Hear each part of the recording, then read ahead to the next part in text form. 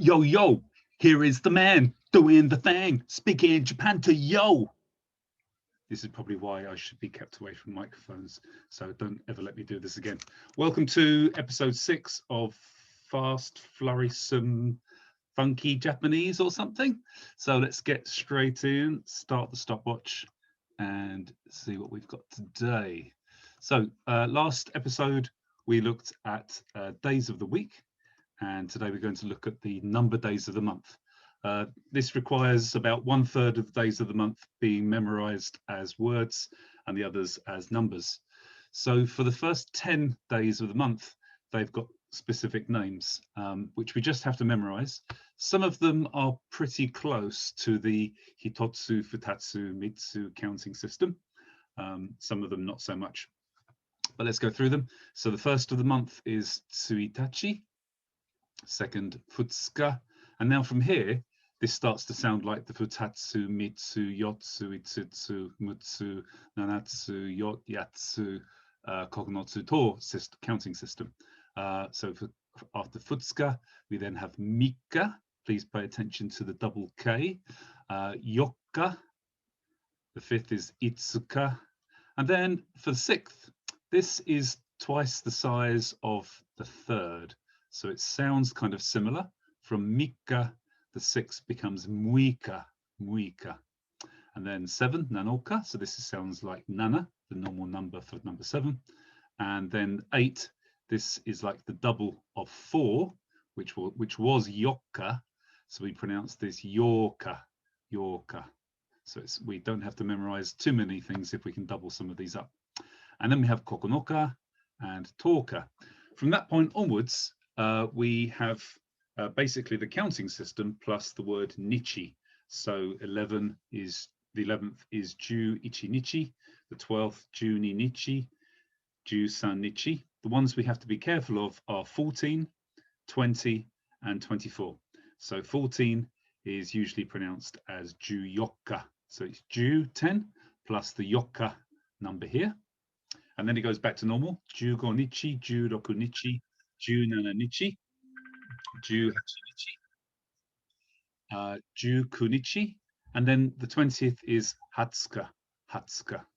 Then back to normal, Ni Ju Ichi Nichi, Ni Ju Ni Nichi, Ni Ju San Nichi, and then 24 is the caution number, Ni Ju Yokka. And then up to 31, this is the same, Ni Ju Go Nichi, Ni Ju Roku Nichi, Ni Ju Nana Nichi, Ni Ju Hachi Nichi, Ni Ju Kunichi, San Ju Nichi, and then San Ju Ichi Nichi. So not too problematic.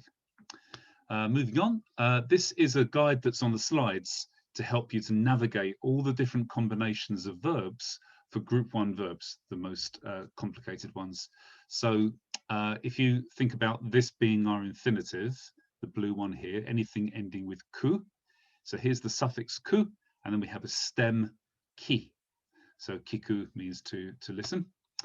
So the infinitive is used for just for having casual conversation.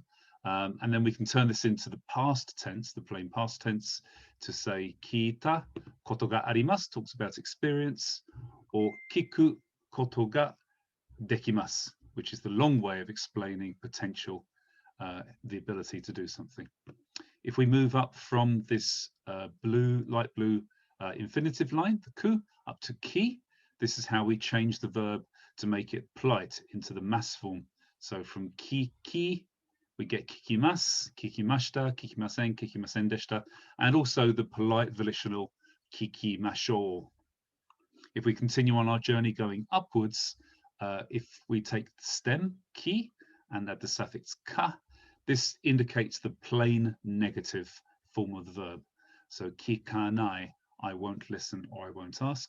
If we put de after this, the imperative, kikanai de, then this makes a negative request. So we usually say kikanai de kudasai, means please don't listen. And then while we've got the plain negative, if we then remove the e here and add kereba, this is the negative ba conditional. And then by putting narimasen after it, we make the obligative, you must listen. Kikanakereba narimasen. Kikanakereba narimasen. Going back to the chart, going from the infinitive down one step to the sounding syllables. So we get ki, ke. Then this becomes the potential. Kikeru, I can listen, I can hear. And then if we add the ba to the end of this by removing the ru, then we get the ba conditional, kikeba, kikeba. And then finally, the bottom syllable is kiko. If we make this long, kikou, then we get the plain volitional, So this is just the casual way of saying this, kikimasho, kiko. This becomes useful later on if we want to talk about trying to do something. Now, let's go on to the second of our conditionals, the tara conditional. We've now got some new information on the slide talking about when we would use tara and when we would use nara. If it's important that the condition is finished, is completed, before the second part of the conditional sentence, like the request or the preference, then we would use tara. If we want this request or preference or outcome to happen before the condition, then we should use nara. Anyway, let's look at the tara conditional. It doesn't really have any regulations concerning its usages, except that it has to happen, the preference or the request or the outcome should happen after the condition. So we can use it to make requests, prohibitions, and preferences much freer than we could with the ba conditional. If we're speaking hypothetically, if we want to start by saying if, then we should start the sentence with moshi for the conditional. So moshi would be first, and then we'd make the conditional, finishing with tara, and then we have the actual outcome. So we make this by putting the verb, the adjective, or the noun into the simple past form. So this is going to finish with either ta or double T-A, ta. We then put ra after this to make it tara, tara, tara. So this will depend for the group 1 verbs. These will depend whether it's a double T-R-A, sorry, a double T-A-R-A, or if it's something else. For all group 2 verbs and for group 3 verbs, it's simply tara, tabetara, shitara, kitara. There's no hard double T. For example, iku, if we make the te form first, this is the easiest way to do this, make the te form first. So iku would be ite, and then change it to the plain past by removing the e and replacing it with a. So it becomes ita, ita, and then adding the ra, itara. Hanasu, hanashitara, hanashitara. Kaeru, kaitara. So you have to go back to the slide about the te form imperative to get all these correct. As I said before, all group 2 verbs, we remove the ru and simply put tara after it. And same with group 3 verbs, we make the mas form of the verb. Suru becomes shimas, remove the mas and add tara. Kuru becomes kimas, remove the mas and put tara. For adjectives, for e adjectives, remember that we are going to put them into the past tense. So atsui in the past tense is atsukatta, atsukatta, and then we've just simply put ra after it, atsukattara. For na adjectives, we use the plain past tense of des, because des would normally go after a na adjective. Now, the plain past form of des is either dattara, this is the casual form, or more formally, deshtara. However, you will find that most of the time, because nouns in the condition are not time sensitive, then usually Japanese people just use nara if they're having a noun as the condition. So sorry, this is the same for both na adjectives and nouns. So for example, if you wanted to say if it's rain tomorrow, like ame, then ame dattara, deshitara, or more usually nara. And then of course, after the tara section, after the actual condition, we then have the consequence, the request, or the outcome of that condition. So this inclusion of ta to make the condition into the past tense indicates an order of events. After the condition A is completed, then B. but A must be completed. If you don't put moshi at the beginning of the sentence, then this changes the meaning of the condition from if to when something is completed. Now, this is going to be useful, especially if you're talking about things which are inevitable, like the sun rising, somebody reaching a certain age, or if you just want to say when this happens, then please do this. You can just omit moshi if it is inevitable.